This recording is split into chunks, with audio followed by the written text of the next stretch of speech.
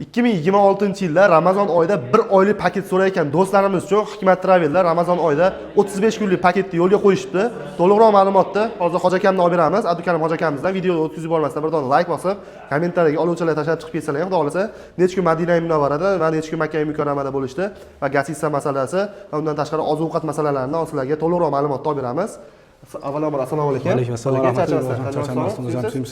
Hikmat Travel'da 1 oylik paketlar qo'yildi Ramazon oyiga deb chaqirdilar. Xudo xolasa 1 oylik paketni do'stlarimiz ko'pchilik so'rashyapti, kommentariyalarga yozishyapti.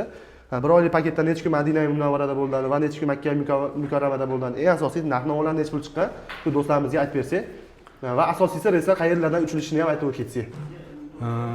Inshaalloh 15-16 fevral kunlari Toshkent Jidda reysi bilan uchiladi. Hozircha faqatgina Toshkentdan qo'yildi reyslar. Toshkentdan. Faqat Toshkentdan 1 oylik paketimizga. 15-16 fevral kunlari Toshkent Jidda reysi bilan uchiladi. 2 kecha, 3 kecha Madinada turiladi. Qolgani inshaalloh Makka Mukarramada Abrajdaniya degan mehmonxonada turadi. O'zbeklar mahallasi deyiladi, Batqa Quraysh. Ya'ni Batqa Quraysh ko'chasida, demak, Abrajdaniya mehmonxonasida turiladi.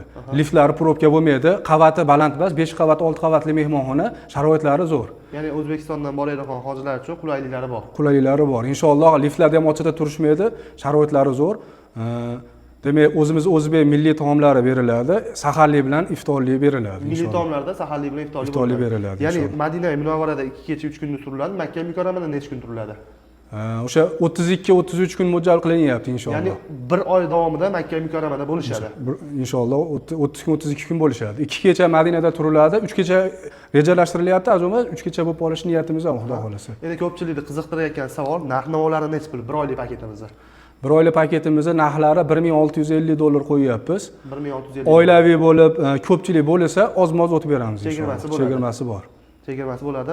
Misol biz O'zbekistondan chiqadigan ko'proq qismi yurtdoshlarimiz yoshi katta odamlar Saudiya Arabistondan o'sha mehmonxonani masofasi qanaqa va Madina Munavvaradagi gatsisa masofasi qanaqa va transport xizmatlari bormi? Shu haqida ham qisqacha yurtdoshlarimizga aytib bersak.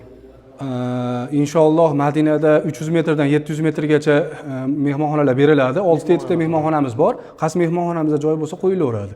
Demak, Makka Mukarramada narxni arzon chiqarish maqsadida 6 kilometr, 6,5 kilometrli mehmonxonaga qo'yilyapti, Abrajdaniya. Agar yaqinroqdan olib beradigan bo'lsak, narximiz 2000 dan ko'tarilib ketadi, $2000 dan. Shuni hisobiga masofasicha uzoqroq bo'lyapti, narx arzonroq chiqish uchun. Lekin sharoiti zo'r bo'ladi. O'zi aslida yaqin mehmonxonadan uzoq mehmonxonaning sharoiti yaxshi bo'ladi. Chunki uzoq mehmonxonaning sharoitini zo'r qilmasa odam bormaydi. Yaqin mehmonxonada baribir liftlarda probka bo'ladi, xohlasang ham, xohlamasang ham turasan degan ishyor bor yaqin mehmonxonalarda. Uzoq mehmonxona sharoiti zo'r bo'ladi. Ya'ni uzoqroq bo'lsa ham, lekin transport xizmatlari bor.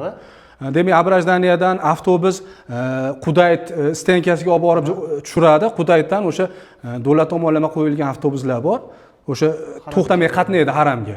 Buni yaxshi tomoni soat binosining orqasiga to'xtaydi. Masofasi yaqin bo'ladi haramga. Masofa yaqin bo'ladi inshaalloh. Do'stlar, to'liqroq ma'lumotni olib berdik Abdukarim Hoji akamizdan. 1 oylik paket so'rayotganlar uchun $1650 bizdan narxini. Ha, $1650. Endi oilaviy bo'lib 5 kishi, 6 kishi bo'lsalar ham chegirma qilib beramiz deyaptilar. Hoji akamizning nomerlarini ekranda yozib qoldiramiz.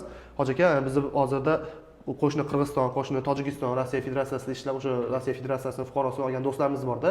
Ular ham Toshkentdan uchiramiz deyshadi. To'lov masalalari va joyda bron qilish masalasi qanaqa bo'ladi?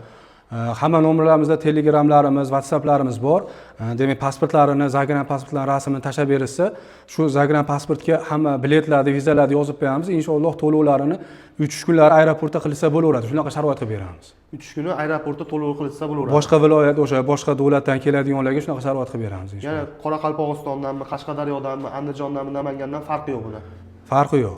O'sha borib turib uzoqdan ofisga borib to'lov qila olmaymiz, sharoitimiz yo'q deydiganlarga shunaqa sharoit qilib beramiz. Aeroportda to'lov qilsa bo'ladi. Aeroportda to'lov qilsa bo'laveradi. Ofislarimiz Toshkent shahrida ham bor, demak Farg'ona shahrida ham bor ofislar. Ya'ni ofisga kelib to'lov qilib, pasportlar bersa ham bo'laveradi. Birinchi o'rinda o'sha 14 ta firmaga litsenziya berilgan bo'lsa, shulardan bittasi bizning Hikmat Travel litsenziyalarimiz bor. Hikmat Travelning o'z litsenziyasiga ega. Litsenziyasiga ega. Do'stlar, to'liqroq ma'lumotni olib berdim degan umiddaman. Agarda o'zlaringiz savollaringiz bo'lsa, nomerlarni qoldiryapman, aloqaga chiqinglar, savollaringizga javob olishingiz mumkin yoki kommentariyada yozsanglar ham, xudo xolasa, o'zlari qo'ldan kelgancha savollaringizga javob beradilar. Xudo xolasa bundan keyingi videolarda ko'rishguncha deb qolamiz. O'zlaringizni ehtiyot qilinglar, sog' bo'linglar, salomat bo'linglar.